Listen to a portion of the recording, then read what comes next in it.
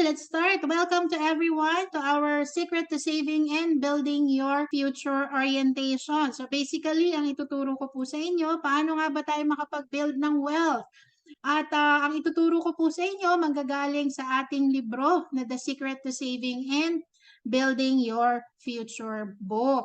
Because we believe financial education is not just for the wealthy, it is for everyone. So let me just introduce myself to you para hindi rin naman po ako stranger sa inyong lahat. So I am Reyna Christine Francisco together with my husband. Both of us are based here in Dubai, United Arab Emirates. And at the same time, more than 10 years na po kaming part ng international marketing group. And when a financial educator, a life licensed underwriter, and a certified associate financial planner. At ano man po ang ituturo ko sa inyo, it would be the same simple step that we have learned more than 10 years ago. So, kumbaga, i-share ko lang sa inyo yung mga ginagawa at natutunan namin. If you want to know more about us, you can scan the QR code on your screen right now. Or you can visit our website, www.farmersofwealth.com, so that you can connect with us through our social media account. And good news ko po sa inyo, as a token of appreciation for attending this webinar, after this, you will be receiving your free gifts from the person who have invited you into this webinar. Ano po ba yung mga free gifts na makukuha natin? You'll get the chance, no, to claim your free personal accident insurance worth 20,000. At the same time, you can also receive your first 2 chapter of The Secret to Saving and Building Your Future ebook. So, sino nga ba si IMZ? Pakilala ko po sa inyo si IMZ.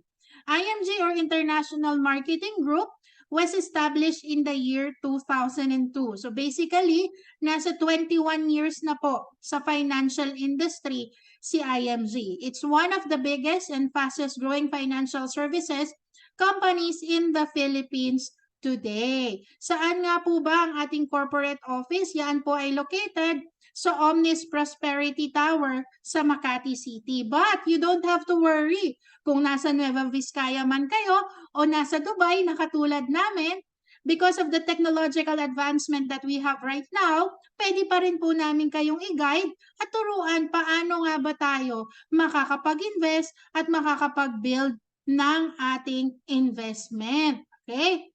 And at the same time, ano nga ba ang mission ni IMG? Our mission is to help create wealth for families. That's why those people who have invited you into this webinar, they considered you as part of their families. Kaya gusto nila na makapag-build din po tayo ng wealth. Kaya later on, say thank you to them kasi gusto nila kayong makapag-build ng yaman. So tama po ba? Di ba napakaganda po nun? We believe that many people today are financially struggling due to lack of financial information. Marami ang na-scam, marami ang naloko sa pera. Bakit? All because of lack of financial information. Tama po ba yon? May mga naka-experience po ba sa atin dito na na-scam, naloko, at nawala na lang yung perang pinaghirapan? It all rooted because of lack of financial information. Kaya naglunsad po si IMZ. Ano po ba yung ating kampanya? Our campaign is to educate 30 million Filipinos by the year 2030. So that's why we have this financial literacy campaign. Kung ang mga kababayan po natin ngayon, busy-busy sila dun sa barangay election, busy nangangampanya sa mga kabarangay, di ba tayo dito sa IMZ, busy tayong nangangampanya about financial education. We are targeting to educate 30 million Filipinos by the year 2030. And as of the moment, no, recently lang ito, just a few minutes ago, nasa 9.8 million na po ang ating nakakampanya. And syempre, madadagdagan yan kasi currently we are campaigning and educating you in terms of your finances. Ray, bakit kailangan natin aralin ang ating finances? Why it is important that we have that right financial knowledge? All because of this one reality. Okay? Ano ba yung realidad na yan? Sabi dun sa book, when it comes to securing and saving their future, many good people fail.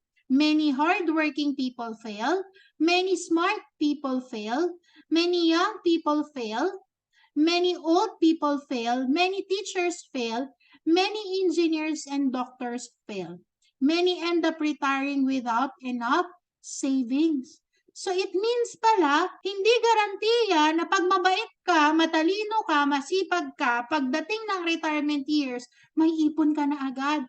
No. Does these people plan to fail?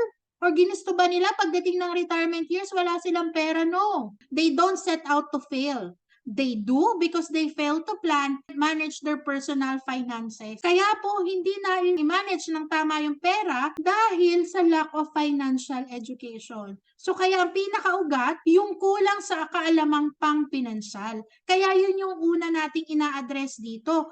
Yun yung una nating itinuturo, yun yung una nating sinusolve para aware tayo of the things that we need to do in terms of building our wealth. Okay? So now, let's see one of the concept na tinuturo natin dito sa IMG. Ano nga ba yung konsepto na yan? Ang konsepto na yan would be the X-curve concept. The X-curve concept will show to you yung relasyon ng wealth and ng responsibility. Kasi lahat tayo may responsibilidad. Lahat tayo posible magkaroon ng wealth. Pero ngayon, hindi tayo lahat mayroong ng wealth. Kasi in our life, there would be times na napakalaki ng ating responsibilidad. Tama? That we have big responsibility. That's why we work so hard. Yung mga responsibilidad natin, nandyan yan, whether may trabaho tayo, may income tayo, or wala. Now, paano nag-work ang X-curve? So, there would be two lines. The first line, the line going up, would be your wealth line. Ito yung naiipon natin, ito yung naitatabi natin. And on the other hand, the line going down would be your responsibility line. Kasi ang target natin, mapataas yung ipon natin at mapababa yung responsibilidad natin. That would be our goal. That would be our target. Ngayon, paano ko kukumputin yung responsibility ko? How will I be able to know kung ganito yung kinikita ko, magkano yung responsibilidad ko? Okay? So let's just say, for example, you're earning 300,000 every year. Kada taon, kumikita ka ng 300,000. Yang kita mo na ba yan? Permanent income or a temporary income? It is a temporary income. Bakit? Anytime pwedeng mawala po ito sa atin. But our needs are permanent. Sabi ko nga kanina, may trabaho ka or wala, meron kang pinapakain. May trabaho ka or wala, meron kang bahay na sinusustentuhan. May pamilya kang binibigyan ng sustento. That's why we need to make it a point that we'll have a permanent income. At ituturo natin later on yan. So now, let's go back to the responsibility. Magkano nga ba ang minimum responsibility and how do we compute that? Our minimum responsibility is our yearly income times 20. So, yung tao ng sinasahod mo, multiply mo ng 20, yun po yung ating minimum responsibility. That's why, for our example a while ago, if you're earning 300,000 every year times 20, so it means your minimum responsibility is 6 million. 6 na milyon po yung minimum na responsibilidad natin. Kaya nga, kung wala kang ipon, 0 yung ipon mo, your responsibility is 6 million. Pero, what if nakapagtabi tayo kahit konti, no, unti-unti nakakapag-ipon tayo. You're able to save 2 million. Yung bang responsibility mo, 6 na milyon pa rin? No. It went down already to 4 million because you have a saving already of 2 million. Kaya nga, kapag nagkakapag-ipon pa tayo, naging 5 million yung ipon mo, yung responsibilidad mo nasa 1 million na lang. Until such time, yung ipon natin, yung investment natin, is already equivalent to the 20 times of our annual income. And on this time, your responsibility is now zero out. Nagiging zero na siya because your investment alone is already equivalent to 20 times of your annual income. What if that particular investment, you put that into 10%, yung kumikita ng 10%. Magkano ang 10% ng 6 million? 600,000. That is already twice as much of your yearly income nung nagtatrabaho ka, di ba? So your income now from your investment, yung interest, could already provide for your permanent needs. Yung income mo, nagiging permanent na. So you're already living on interest. You reach your financial freedom already. Question, anong stage na tayo ngayon? Are we on stage 1? Walang ipon, napakalaki ng responsibilidad. Are we on stage 2? May konting ipon, pero malaki pa rin ang responsibilidad. Or are we on stage 3? Mas malaki na ang ipon rather than your responsibility. Or are we on stage 4 wherein yung ipon natin is equivalent to the 20 times of our annual income. So anong stage na po tayo? Pwede nyo po bang i-type dun sa chat box kung anong stage na tayo ngayon? Huwag po tayong mahihiya. Because the moment we come to realize what stage are we in right now, it would also be the time that we will be able to know ano ang posible nating gawin para lahat tayo pagdating ng retirement years natin nasa stage 4. So anong stage na po tayo ngayon? Stage 1, stage 2, stage 3, or stage 4? Kailangan ma-determine natin, makita natin. And this is a simple practice for us to see ano na nga ba ang financial status natin. Huwag po tayong mahiya kung nasa stage 1 tayo, nasa stage 2 tayo, or, di ba, all the more kung nasa stage 4 na tayo. That's very good. Let's inspire other people.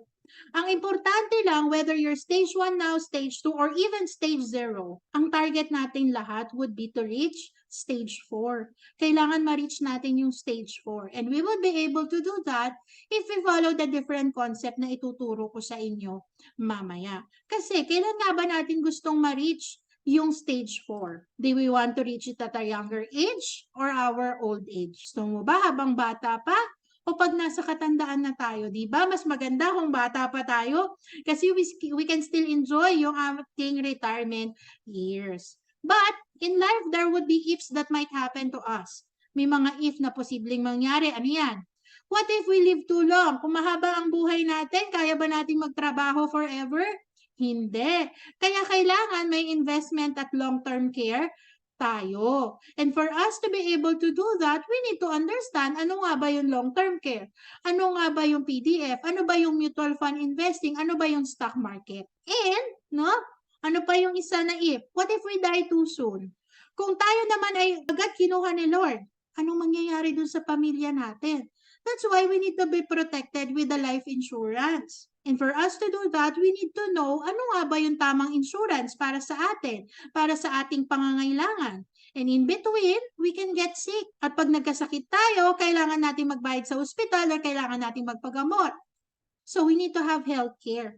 And for us to see ano nga bang right healthcare ang para sa atin, we need to understand the concept of healthcare. So we need to see that we need to build a solid financial foundation. So how it is important that we build a solid financial foundation? Hindi ba pwedeng mag-build na lang ako ng wealth, mag-build na lang ako ng investment? You need to build a solid financial foundation for a reason that pag nagpatayo tayo ng bahay, sinisigurado ba natin na yung pundasyon ay matibay? Yes. So that if there are typhoons, earthquake na darating, hindi ka kinakabahan kung matutumba yung bahay mo. Kasi alam mo na yung pundasyon ay matibay. So same thing with our financial foundation, we need to do the same thing. So that if there are financial crises, loss of income, illness and disability, or let's just say nagkaroon uli ng pandemic, nakahanda po tayo. Hindi tayo makukot in the middle at mamumroblema dahil wala tayong income. Nakapaghanda po tayo. So that is why we need to build a solid financial foundation. Now, how can I build a solid financial foundation? Is it just for me? Or is it also for my family? Remember, whenever you build a solid financial foundation, it is for you and it is for your family. So these are the different building blocks in your financial foundation. Investment, emergency fund, debt management, protection, and healthcare. Let's talk about it one by one. So investment, ito yung madalas na hinahanap natin. Kaya madalas na tanong natin, di ba? Ano bang magandang investment ngayon? Saan ba kikita yung pera ko? Actually, investment is something that we do or we put, no, to reach our goals, for us to reach our financial goals. Ito yung sasagot doon sa mga panahong hindi na natin kayang magtrabaho. Ang tanong, saan magandang mag-invest? Depende kung saan mo gagamitin yung investment na sinisimulan mo. How much? Enough investment? Depende kung gaano kalaki yung pangarap mo. Okay? But later on, I'll show to you some of the investment vehicle that you can start for you to be able to build a solid financial foundation. Next, emergency fund. Ito naman po yung pondo na gagamitin natin for emergency situation. Because there are situations in our life na hindi natin kayang i-predict. Yung biglang may nagkasakit, biglang may nasira sa bahay. So the emergency fund would protect your investment against put and take. Dahil kung wala po tayong emergency fund, nagkaroon ng emergency, maaaring i-pull out mo yung investment mo para meron ka panggagastos. Okay? Kaya kailangan may emergency fund tayo. And then debt management. Bayaran po natin ang ating mga utang kasi ang utang na yan yung anay na sisira sa iyong financial house. And of course, we need to be protected with the life insurance. Kasi merong if sa buhay na what if we die too soon? Sino magtutuloy ng ating responsibilidad sa ating pamilya? Basically, the life insurance protection that you are getting or you're doing is for your family. It's because you love your family. You want them to continue on their life kahit wala na tayo. So, Rain, magkano protection ang kailangan meron ako? It is how much you see your worth to your family. Make sure that your worth dying is higher than your worth living. Be a hero to your family. And of course, kailangan meron din tayong protection in terms of our health. Kaya kailangan may healthcare tayo to protect our health and to protect our investment. Bakit? Di ba may mga kakilala tayo nung may nagkasakit na isa sa pamilya? Napakayaman bago nagkasakit, di ba? Nung ipinasok sa ospital, mayaman pa rin. Pero paglabas ng ospital, nung kapamilyang nagkasakit, di ba halos na ibenta na yung mga ari-arian? Bakit? Kasi ilalaban po natin ang ubusan ng yaman, madugtungan lang ang buhay ng ating kapamilya. So para hindi tayo mamroblema pag may nagkasakit, kailangan protektado tayo in terms of healthcare. Para kapag na-hospital ka, ang poproblemahin mo paano magpagaling, yung pambayad sa hospital, naka-ready na, nakahanda na. So, yun yung ginagawa natin. Naghahanda tayo sa mga posibleng mangyari. Naku rin, parang ang dami ko naman yatang kailangan pondohan. Baka kulangin yung income ko. So, that's why we'll teach you also to increase your cash flow. Make sure that your sources of income is more than one. Kailangan marami tayong source ng income and then reduce your expenses. Bakit kailangan pa ng ibang source ng income? Meron naman akong trabaho ngayon. Tama po, thank you Lord that may trabaho tayo. But until when? Sabi ko nga kanina, ang gastusin natin, nandyan yan, may income ka or wala. So that's why, you need to have other source of income. Let's put it this way. Sa mga may sasakyan, di ba? Pag bumabiyahe po tayo, bago mo i-drive yan, titingnan mo muna kung okay yung reserba mong gulong. Di ba nagdadala tayo ng reserbang gulong? Bakit? Kasi hindi mo alam kung kailan ka mafaflatan or kailan ka mabubutasan ng gulong. That's why you're preparing. So same thing with your finances, you need to do the same thing. So how you should build this? You build it from ground, going up. So mula baba, papaangat, para tayo nagpatayo ng bahay. Nagsimula tayo sa pundasyon, papaangat sa bubong. Because once we do this, we'll be able to build and secure our financial future. Now, let's check. How are you doing so far?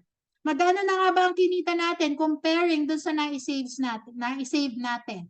So, let's just say, for example, ang total number of years na nagtrabaho ka ay 10 taon. Ang average annual income mo is 300,000. So, 10 times 300,000, it's 3 million. So, it means kumita na po pala tayo ng 3 milyon. Ang tanong, out of the 3 million, ilan doon ang napunta sa savings natin? Or lahat ba napunta sa gastos? Because there are people who will be saying, Rain, saka na ako magsimula pag malaki na yung sahod ko. Wrong mindset. Because it's not what you earn that counts. It's what you keep. So, hindi po siya palakihan ng sahod. But rather, palakihan ng disiplina at commitment para makapag-ipon po tayo. Because even if you're just earning 5,000 every month, if you have that commitment and discipline, you can always have a savings. So ask yourself, if you continue to do the same thing you're doing now, where can you see yourself 5, 10 years from now? Sa tingin po ba natin, kung mula ngayon hanggang 5 years, hindi naman tayo nagsimulang nag-ipon, pagdating ng 5 years, may ipon tayo? May mag-iipon po ba para sa atin? Wala po. Tayo po ang gagawa niyan para sa ating sarili. Kaya kailangan matutunan natin paano tayo magsisave ng tamang paraan. Because there are some people who are saving actually, but they are saving the wrong way. Kaya ang ituturo ko sa inyo, how to save the right way. Paano nga ba tayo makakapag-save ng tama? Ganito po ba ang formula ninyo pagdating ng sahod? Pagdating ng sahod, minus mo lahat ng expenses. Kung anong matira, yun yung isi-save mo. Kung walang matira, next month na lang. Kasi rin, kailangan kong bayaran itong mga kumpanya na to eh. I agree with you. Lahat po tayo may mga bills to pay. Pero pansin niyo po ba, kung ganito yung formula na gamit ninyo, most of the time, wala pong natitira dun sa sahod natin para itatabi natin. Tama? Tama po ba ako o tama ako? Di ba tama? Most of the time, walang natitira, lahat napunta sa expenses. So, with this formula, nasan yung bayad natin sa ating sarili? Walang bayad, di ba? Papaano na lang kung nagkasakit tayo? Pwede po ba tayo pumunta kay PLDT at sabihin mong ipagamot ka? Dahil on time ka laging nagbabayad nung PLDT bill mo? No. You need to do something for yourself. So that's why this is a wrong saving formula. We need to correct it. Ano yung correct saving formula? The correct saving formula is your income minus na natin yung savings. So nahin natin yung savings. How much would that be? Depende po sa inyo. Then whatever remains, pagkasyahin mo sa expenses mo. Pay yourself first. Unahin po natin yung sarili natin. Kasi may panahon na hindi na natin kakayaning magtrabaho. So, kailangan paghandaan natin yon. So, every time you save, you are buying a day that you don't need to work. So, kada save mo, no, nababawasan yung araw para magtrabaho ka. So, you need to do that for yourself and for your family. So, what is the best saving formula? The best saving formula would be the prosperity formula. Your income, minus natin yung tithings, the one you give back to the community or to the church that nourishes your spiritual life. Then your savings for yourself. Then whatever remains goes to your expenses and your lifestyle. The percentages below, the 10, 20, 70, that's the ideal starting point. But of course, it depends on you kung ano ba yung komportable na magsimula tayo. Basta't ang importante, uunahin natin yung tithings, yung savings natin. Because those will be our investment for heaven and investment for ourselves in the future. But there are people who will be saying, Rain, yung 100% nga, kulang eh. Bawasan pa natin agad, di lalong nagkulang. It's all about in the mindset.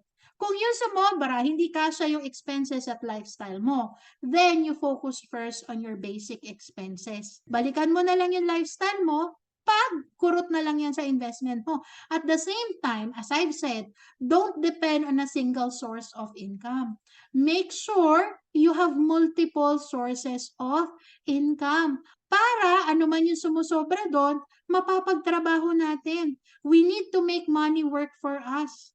Because if we will not be able to do that, pero kahit taas tayo ng kataas ng cash flow, nag-i-increase tayo ng income, pero hindi mo naman alam paano pagtrabahuhin, yung sumusobra na yon, wala rin pong silbi yung pag-iipon at pagtitipid natin. Kaya nga dito, tinuturuan tayo paano natin mapapagtrabaho ang pera. We need to build a long-term investment. So paano natin makikita yan? Through the rule of 72. So rule of 72 says that 72, it's a constant number divided by the interest rate equal to the number of years for your money to double. So let's have an example para mas maintindihan po natin. Let's say lahat tayo meron tayong 10,000. Ilalagay natin sa savings account sa bangko. Magkano nga ba ang interest sa bangko ngayon? So do you have any idea? Magkano nga ba ang interest sa bangko? So syempre sa mga commercial bank, nasa 0.5%, nasa 0.25%. But For ease of computation, we'll just be using 1%. So 72 divided by 1 equal to 72 years. So it means the 10,000, no, kailangan ng 72 years para dumoble siya sa 20,000. Question, ilang 72 years nga ba ang meron tayo sa buhay natin? Lahat po ba tayo may maraming 72 years? Or most of the time, we only have 172 years. Most of the time, people only have 172 years in their life. Kaya nga, ang moral of the story dito is, you need to look for an investment vehicle that would allow your money to grow on a faster pace. Disclaimer lang po, we're not against bank. But I wanted you to see the difference of putting all your money in the bank compared to putting it into an investment vehicle. Let's have another example. 4%. Ano ba yung mga 4%? Time deposit, bond fund. 72 divided by 4 equal to 18. So comparing sa 72 kanina, mas maikli yung 18 years. So dito, money doubles every 18 years. Let's say, for example, you start at the age of 29. Meron kang 100,000. After 18 years, at the age of 47, meron kang 200,000. Sabi mo, hindi ko pa gamitin. Hayaan ko muna, no? Another 18 years. Age of 65, that 200,000 now grows to 400,000. Okay na, di ba? Binalik sa'yo, yung 100,000 mo, kumita ng 300,000. Naging 400,000. But the question is, the big question is, nung inilagay mo ba sa 4% yung 100,000, inilagay lang ba nila yan sa vault? Or have they invested it in a higher interest rate? What if they have invested it at 12%? 72 divided by 12 equal to 6. So it means every 6 years, dumodoble. Same span of time of 36 years, ilang beses dodoble yung pera? 6 na beses. Kaya that 100,000 could grow to 6.4 million in 36 years if you know where is the 12%. Question, can we have an access to the 12% investment? Yes, as long as we are properly educated. If we are properly trained, saan nga ba yung mga 12%? That's why people who don't understand how money works, they end up working for the money. Kaya marami po tayong kababayan, hanggang sa katandaan nagtatrabaho pa kasi hindi natutunan paano magtrabaho ang pera. Ngayon, ang tanong ko, gusto niyo po bang matutunan paano magtrabaho ang pera? Because people who understand how money works, they let money work for them. So I hope you'll have that aggressiveness and that desire to let money work for you. And we will be able to do that if we can grow our wealth through our investment. So now, let me show to you two different types of investment in the stock market. Pag nag-invest tayo sa stock market, we become part owner of big companies. So there are two ways for us to do that. One is through mutual fund investing and the other one is through stocks trading. Okay? Let's differentiate the two. Stocks trading, ito yung direct. Diba? Direct. Ikaw ang mismong mag-i-invest. Ikaw ang mismong mamimili anong kumpanya yung bibilin mo, ilan yung bibilin mong share at kailan mo siya ibebenta. You need to have the time and expertise to select, combine, and monitor the stocks in your portfolio. At the same time, you need to know how to analyze ano nga bang stocks ang good, ano ang bad. And you need to have the capability and resources to get the right information before it makes to the news.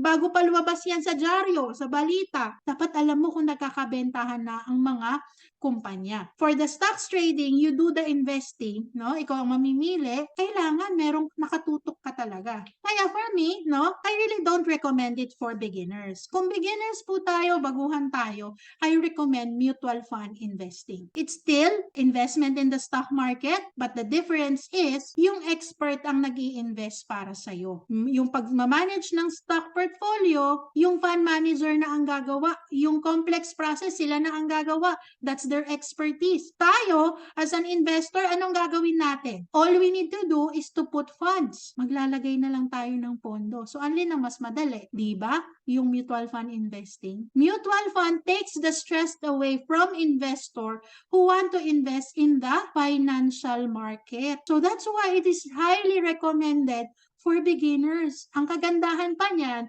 if you're a member of IMG, you can have free access to various investment trainings and zero load. Mamaya, papakita ko sa inyo, no? For whenever you invest in mutual funds. Kaya maganda that you are part of a community. So, build a long-term investment. Ngayon, i-differentiate natin yung paglalagay ng pera sa bangko as a depositor and pag-i-invest sa mutual fund as a shareholder. So, pag naglagay tayo ng pera sa bangko, nagdeposito tayo sa savings account, ang tawag sa atin depositor. Tama? Pero ang right term is creditor. So, saan yung nilalagay or ini-invest ni bangko yung perang inilalagay natin sa savings account? They've invested in government securities, commercial papers, stocks and equities, retail loans, and real estate. Kaya nga may mga bangko na nagpapautang, di ba? So, if they earn 12% from this one, how much they give back to the depositor? They give back 0.5%. Kasi yun yung interest nung savings account. Yung 11.5%, kinita po nila yon. Kaya pansinin nyo, mga bangko, lalaki ng mga building. Again, we're not against bank, but bank do have other purpose. And that would be for our emergency fund. But if it's for your investment, it should be put into an investment vehicle. Let's say, for example, mutual fund. Ang mutual fund, it's a type of investing in the stock market wherein you as an investor, together with the other investor, you put funds on it, then the pooled funds, the fund manager will be buying shares from government securities, commercial papers, stocks, and equities. Except lang sa retail loans and real estate because the liquidation is a bit matagal, di ba? So if they earn 12% from government securities, commercial papers, stocks, and equities, how much they give back to the shareholder? It would also be 12%.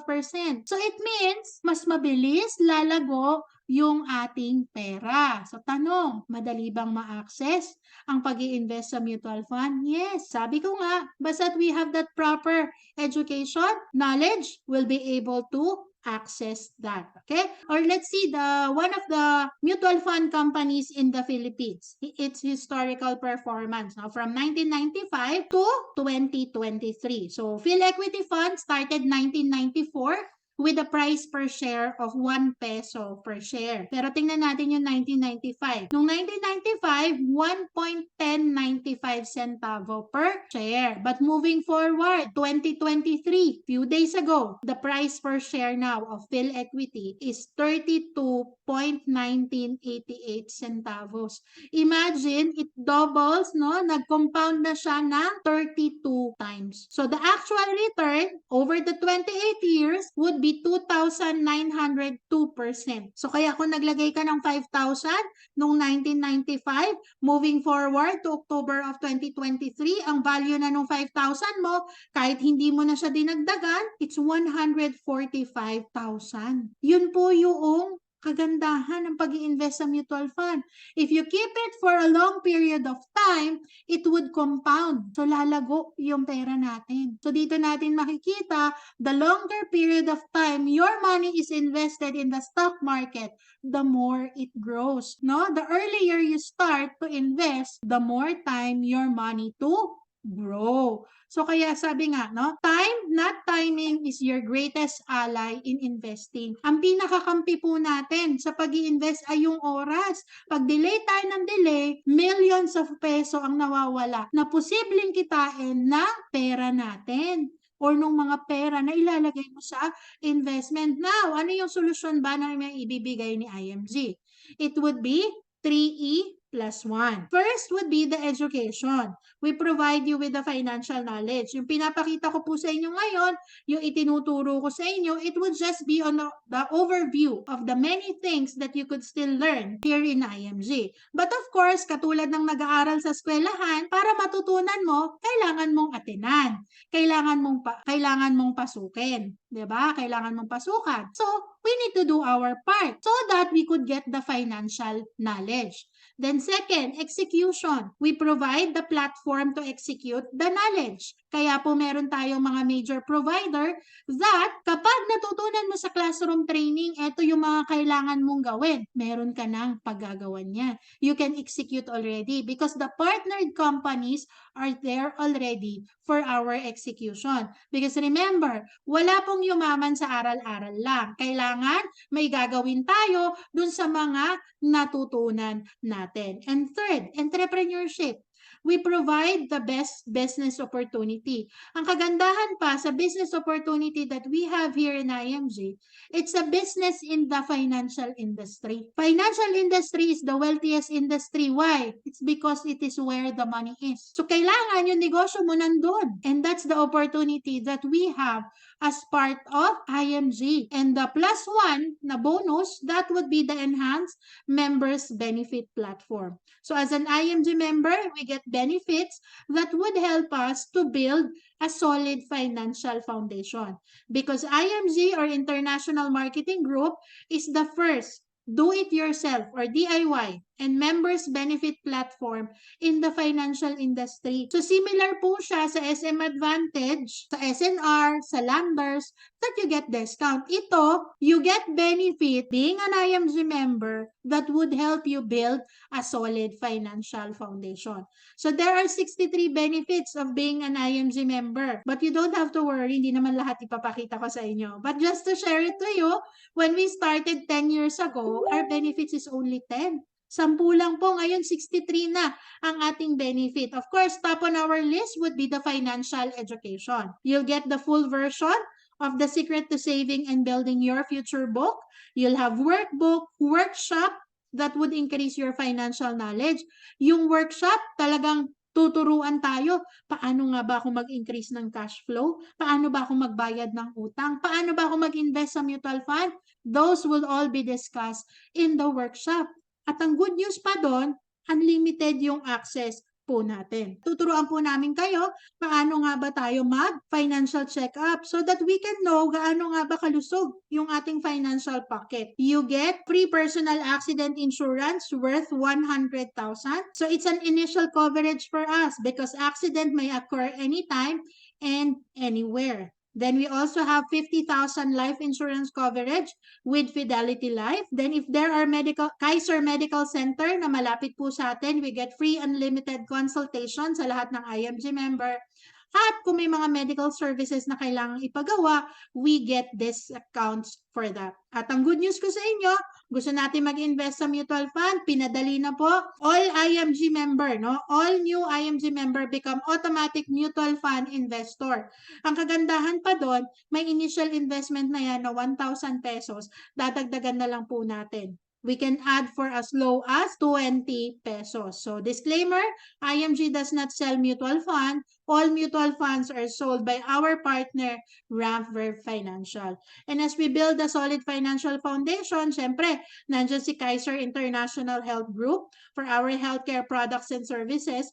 And for our life insurance product, nandiyan naman si Manila Bankers Life. So, kung titingnan natin, may mga partnered companies tayo that would help us really to build our wealth. And every time we invest in mutual fund, zero entry fee or wala na pong processing fee. So, naglagay ka ng 20, buong 20 na ilagay sa iyong investment. Then, of course, you get to have an access to stocks online trading platform na MyTrade by Abacus Securities. And later on, if you'll be interested for real estate, nandyan po si SMDC, Ayala Land, and DMCI. And you can also put all your asset into a corporation through asset preservation service. So yan, sa may mga umaway at gustong ipaabogado, we can get a free legal consultation of 45 minutes per session for 2 sessions per year as part of our legal assistance program. So libre na po yan sa ating benefits.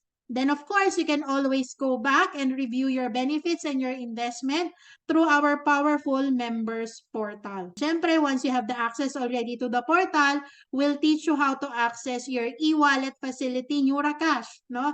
This is IMG e-wallet facility to make our transaction very convenient to IMG. So this is a sample of our members portal. Lahat po tayo magkakaroon ng ganyan pag naging part po tayo ng IMG community. And the following benefits would be exclusively for an international member. Ang international member po ay sa mga katulad naming nasa ibang bansa and took advantage of the international membership. So meron po tayong dagdag na accidental death benefit na 500,000, burial benefit of 100,000, and just in case no na aksidente ng hospital, we can reimburse up to 100,000. If we become part of act of terrorism, in case no an international IMG member got affected, they are covered with 600,000. And meron pa yung unprovoked murder and assault na 600,000. And each part of our body is covered for accidental disablement benefits. In case the death occur outside the Philippines, no, as part of our benefits, may repatriation service. Actually, we will assist in the repatriation in coordination with Everest Memorial Service. Then, yung mga charges or expenses that would be incurred for the repatriation, yung death benefits from the coverage could be used. Ang ano natin dito is maprotektahan ang bawat miyembro ng ating kapamilya. That's why we need to share to them what we do here in IMG. So again, ang solution natin, education, execution, entrepreneurship, and of course, the enhanced members benefit platform. So join the IMG community. Be part of the community who save and invest. Yun ang kagandahan sa IMG. Parte ka ng community na nag-iipon, nag-i-invest at binabago ang buhay ng bawat parte ng iyong pamilya. So paano nga ba tayo magiging part ng ating IMG community? Jose. Very simple. Join, own, share, and earn. So join, become part of the IMG community. No, for those based in the Philippines, it's 6,000 pesos. One time lang po. And for those based international, depende po kung saang bansa nandun tayo. Pero it's an approximate of 10,000. So one time lang naman po yung ating membership fee. Meron lang tayong yearly renewal every December na 1,500 pesos. Come to think of it, it's a small amount but can help you solve big money problem. Ilang 6,000 or ilang 10,000 na ba ang dumaan sa mga palad mo na hanggang ngayon, di ba, hindi naman nabago ang buhay mo, dumaan lang siya. Or ilang 6,000 or ilang 10,000 ang pinautang mo na hanggang ngayon ay pautang pa rin. Why not give it a try now? It might change your life. Our life has been changed, no, 10 years ago because of us being part of the IMG community. After that, own. Start to build a solid financial foundation. Ano yung recommended natin for us to start to build a solid financial foundation? It would be the Kaiser Ultimate Health Builder because it's a 3-in-1 investment. Imagine, as you start to build a solid financial foundation, with Kaiser, meron ka ng healthcare, may life insurance ka na, at may investment. Meaning, with this investment, you can already answer the ifs in life. Yung what if you die too soon, what if you live too long, what if you get sick. Lahat yan, masasagot ng Kaiser Ultimate Health Builder. That's why that's our recommended first investment na gawin natin as we become part of IMG. And of course, after that, you share and earn. So, di ba? Kung nagandahan tayo, marami tayong natutunan, makakatulong sa atin yung mga natutunan natin, let's share it to our families and friends. Bakit? Para din sila makapag-build ng solid financial foundation. As the saying goes, anything good you learn is a gift from God. But anything good you share is your gift to God. So let's pay it forward to the people around us and share to them yung natutunan natin dito. Marami naman po tayong natutunan, di ba? And imagine we don't sell. Wala naman po akong ibinenta sa inyo. We just share. We just share to you the concept. And then, nakalagay dyan, may earning part. So how can I earn? Of course, we'll teach you to earn, no, to increase your cash flow by, no, of course, after we have shared, if they decide to start there with any financial product as part of the financial industry, yung pong product provider will be the one, no, rewarding us in terms of commission. So that's why we can increase our cash flow here. So very simple lang naman yung steps natin, di ba? Join, own, share, and earn. So now, no, almost done na tayo. Let's just have a quick partial financial check-up. How much is really enough? So let's say, for example, you're earning 25,000 every month. So that's 300,000 per year. So in terms of your investment, it should be 20 times of your annual income. So kaya kung 300,000 times 20, so that's 6 million. For emergency fund, it should be 6 times of our monthly income. So our emergency fund should be 0.5 of our yearly income or 6 times of our monthly income. So that's 150,000. Kasi pag minultiply mo yung 25,000 times 6, that's 150,000. Okay? Then, of course, bayaran lang natin yung ating mga utang. For life insurance, it should be yearly income times 10. And for our healthcare, it should be yearly income times 5. The one on the box would be the ideal. The ideal amount that we should have for each of the building block. Sasabihin ng iba rin, parang ang laki. I got overwhelmed. So, sige, palitin natin. Pasimplihin natin kasi simple lang yung pangarap natin. Tama? But remember this. Kahit gaano kasimple ang pangarap natin, yung simpleng pangarap na yan ay may presyo. Kaya kailangan pagtatrabahuhan natin at pagsusumikapan natin na ma-achieve. If you start with having incomplete financial foundation like this one, here in IMG will assist you to have a complete financial foundation. Tutulungan namin kayo na maging kompleto, ma-build yung solid financial foundation natin. So, can you create wealth and build a solid financial foundation with your present income? Kung hindi po, 'di ba? Dagdagan natin. Have other sources of income. Do you know what it takes to get what you want? There's only one thing that we need to do. We need to take action. Secure your future. You will always have an excuse not to save or invest. Rain, saka na ako magsimula. But no matter what your excuse is, one thing is for sure.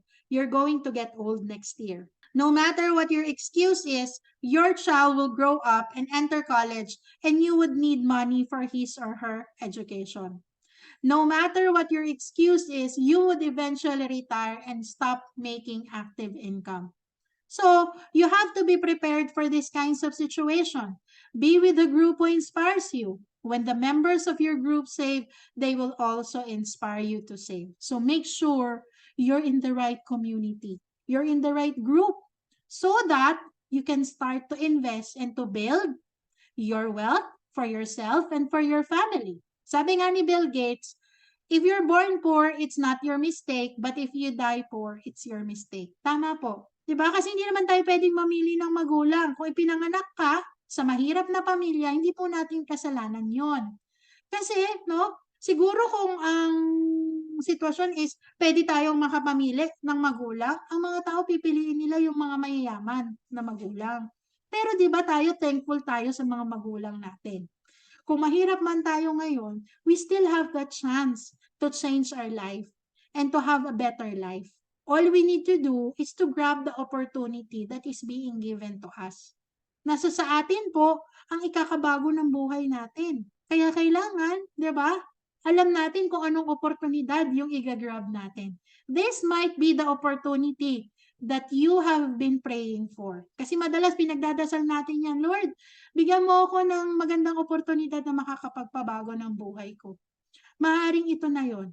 All you need to do is to start and become part of our IMG community. So I hope marami po kayong natutunan. So again, don't forget to claim your free personal accident insurance worth 20,000 sa mga taong nag-invite sa inyo. At of course, yung ebook po ninyo. So see the person who invited you to help you get started and to guide you every step of the way. So thank you so much. Again, this is Rain Francisco and I'm proud to be part of IMG. Thank you so much everyone. God bless po.